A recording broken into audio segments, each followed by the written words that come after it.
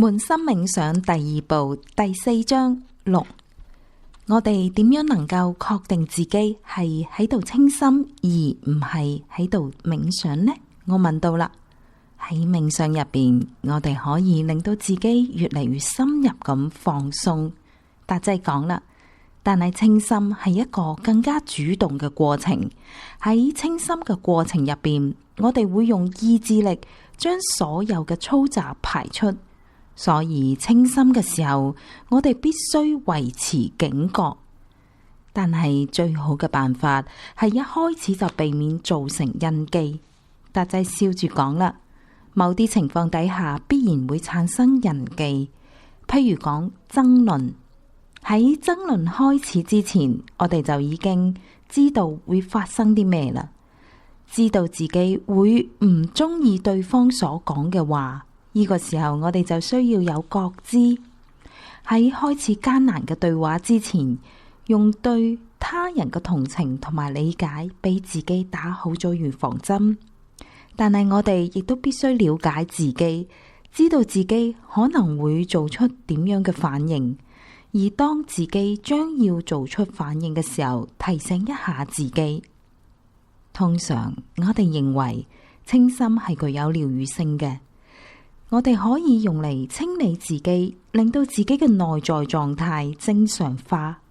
但係清心亦都能夠發揮預防嘅作用。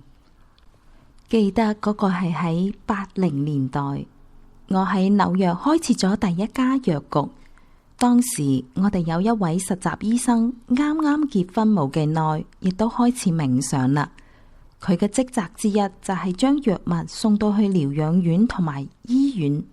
喺工作過程入邊，佢經常遇到一位護士，專門負責將藥物分發俾病人。咁有一日，佢返嚟嘅時候紅住面，葛姆雷什啊，我有大麻煩啦。佢講，發生咩事啊？我問到啦。而一位護士喺度追求我，佢好靚，好動人，我動咗心啊。但係我已經結婚啦，我知道自己甚至連諗都唔應該去諗嘅，但係我仲係忍唔住想去見佢。你睇下，佢將佢公寓嘅鎖匙都俾咗我，叫我今晚去揾佢。我講啦，對唔住，我幫唔到你。當時發生咗好多事，但係我立即諗到一個辦法。咁啦，我哋寫信俾查理仔啦。佢講啦。咁等寫完信再收到回信已經太遲啦，佢今晚就喺度等緊我啦。當時傳真機仲係一個好新奇嘅嘢，於是我話俾佢聽啦，好啦，寫完信我哋將信傳真俾查理濟。嗰個時候紐約係白天，而查理濟所在嘅印度則係半夜。不過查理濟瞓覺嘅時候會將傳真機放喺床邊。於是呢一位實習生寫咗一封信，請幫幫我冇辦法抗拒呢一個慾望。佢立即就收到咗回覆啦。坐低落嚟，清心5分鐘，然之後問一問你嘅心。於是我講啦，去辦公室啦，去嗰度進行清心。咁佢就去咗啦。當佢完成清心返嚟嘅時候，同我講啦，葛姆雷什啊，我唔應該寫嗰封信噶。我問佢點解啊？佢回答到啦，而家慾望都消失咗啦，我不得不錯過呢一個機會啦。當我哋清心嘅時候，慾望就會減弱，人會清明。如果佢去見咗嗰位年輕嘅女子，咁佢可能就會形成強烈嘅印記，最終將感到內疚。所以清心亦都能夠達到預防嘅作用。而家假設我哋喺辦公室度過咗充滿壓力嘅一日，返到屋企嘅時候已經處於一點就爆炸嘅狀態，或者我哋嘅妻子亦都經歷咗艱難嘅一日。所以佢亦都係一點就爆炸啦。你覺得呢個時候，我哋同妻子相處會發生咩事呢？必定係大爆發啦。所以最好先係將負擔清理乾淨，一返到屋企就進行清理。咁樣一嚟，我哋就同屋企人相處就能夠更加平和有愛啦。你知道細路仔有一種玩具叫陀螺，當陀螺以軸心旋轉，係唔容易會被打翻嘅。只有當陀螺已經唔平衡，軸心唔穩定嘅時候，先至會被打翻。大多數情況底下，呢一個就係我哋晚上返屋企嘅時候嘅狀態。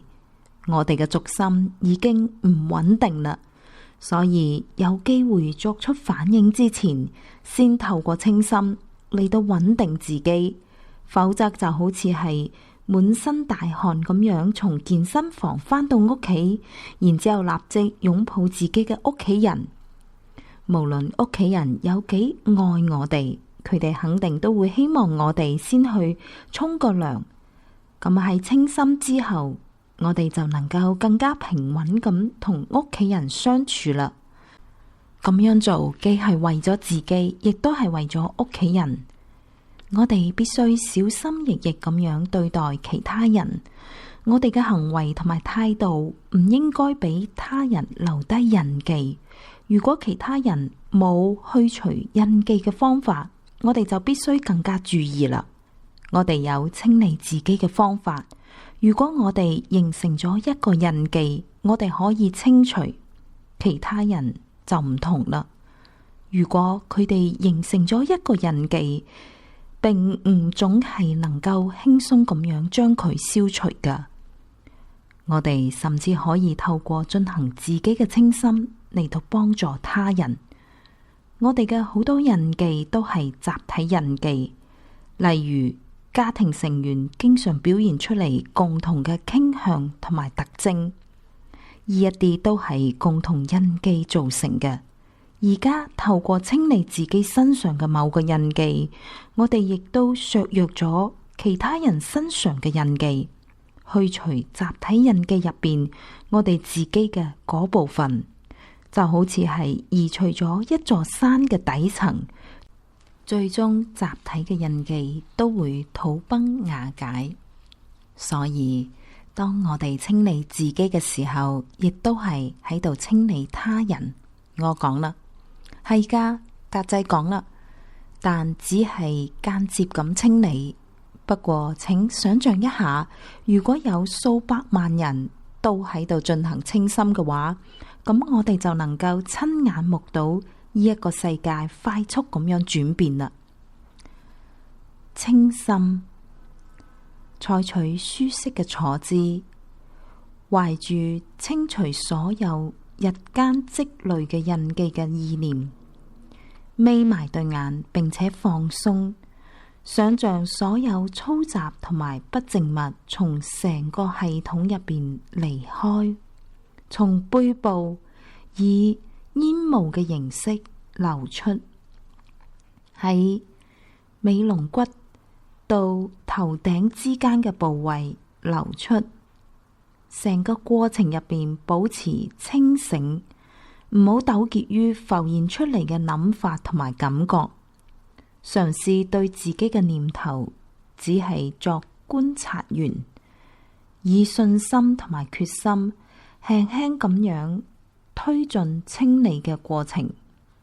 假如注意力分散，喺度諗緊其他事情，輕輕咁樣將注意力轉回清心嘅過程。當印記從背部離開，你會開始感覺到輕鬆。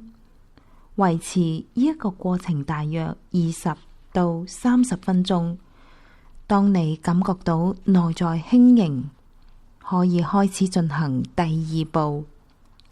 感覺嚟自本源嘅純淨聖流從前面進入身體，聖流進入你嘅心中，並且流遍全身。